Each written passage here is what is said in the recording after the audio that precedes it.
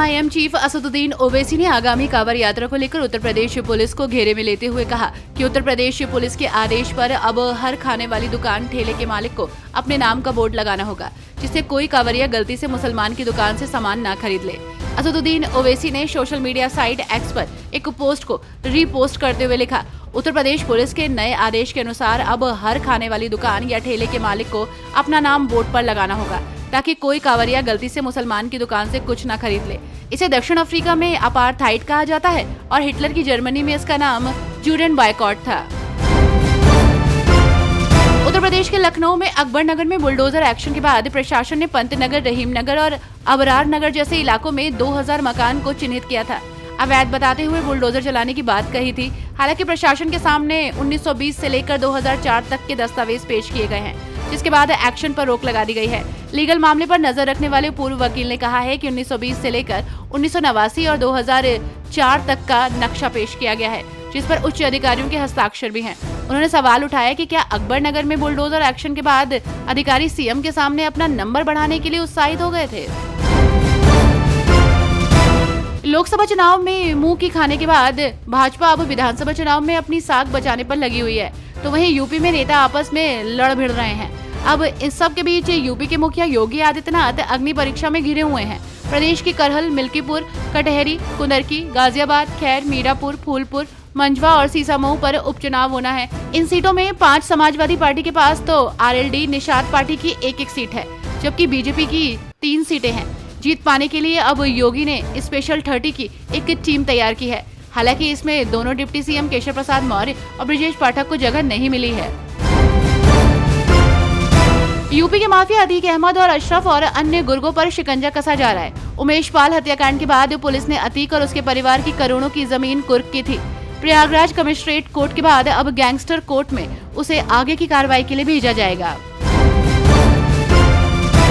उत्तर प्रदेश की राजनीति इस वक्त गरमाई हुई है। बात करें भाजपा की तो पार्टी में चल रही कलह की आग अब दिल्ली तक पहुंच गई है। जिस तरह से बैठ के चल रही है, उससे ये साफ जाहिर हो रहा है कि आने वाले दिनों में प्रदेश में कुछ बड़ा हो सकता है। यूपी बीजेपी अध्यक्ष भूपेंद्र चौधरी ने कल पीएम मोदी से मुलाकात की थी। घंटे भर चली इस बैठक में अब ये खबर सामने आ रही है कि भूपेंद्र चौधरी ने लोकसभा चुनाव नतीजों पर यूपी की 80 सीटों पर पार्टी के 40,000 कार्यकर्ताओं से बातचीत और फीडबैक के आधार पर 15 पेज की रिपोर्ट तैयार की। पीएम मोदी को ये रिपोर्ट सौंपी है। अब देखना यह है कि इस रिपोर्ट पर आला कमान क्या फैसला लेता है।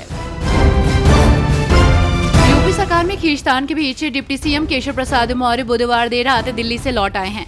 2 दिन में केशव मौर्य ने दिल्ली में भाजपा अध्यक्ष जेपी नड्डा से 2 बार मुलाकात की, लेकिन उनकी पीएम मोदी और शाह से मुलाकात नहीं हो पाई। बीजेपी की अंदरूनी खटपट के बीच समाजवादी पार्टी के मुखिया और पूर्व मुख्यमंत्री अखिलेश यादव बीजेपी पर लगातार तंज कस रहे हैं। इस क्रम में अखिलेश ने अब मॉनसून ऑफर दिया है। उन्होंने सोशल मीडिया प्लेटफॉर्म एक्स पर पोस्ट करते हुए लिखा, मॉनसून ऑफर 100 लाओ सरकार बनाओ। यूपी भाजपा में मचे घमासान के बीच मुख्यमंत्री योगी आदित्यनाथ के करीबी विधायक सुशील सिंह के बयान को लेकर अब सियासी गलियारों का बाजार गर्म हो चुका है। भाजपा विधायक सुशील सिंह ने डिप्टी सीएम केशव प्रसाद मौर्य के बयान का समर्थन किया है। उत्तर प्रदेश में 10 सीटों के उपचुनाव से पहले प्रदेश भाजपा के अंदर मचे सियासी युद्ध पर विराम लगाने के लिए अब पीएम मोदी को आगे आना पड़ रहा है। प्रदेश बीजेपी अध्यक्ष के पीएम को रिपोर्ट सौंपने के बाद आज पीएम खुद भाजपा मुख्यालय में कार्यकर्ताओं से मुलाकात करेंगे।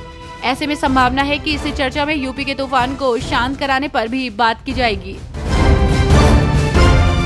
उत्तर प्रदेश में जनवरी 2025 में होने वाले महाकुंभ की तैयारियां शुरू हो चुकी हैं, तो वहीं आज महाकुंभ को लेकर बड़ी बैठक होगी, जिसमें 13 अखाड़ों के प्रतिनिधि मौजूद होंगे।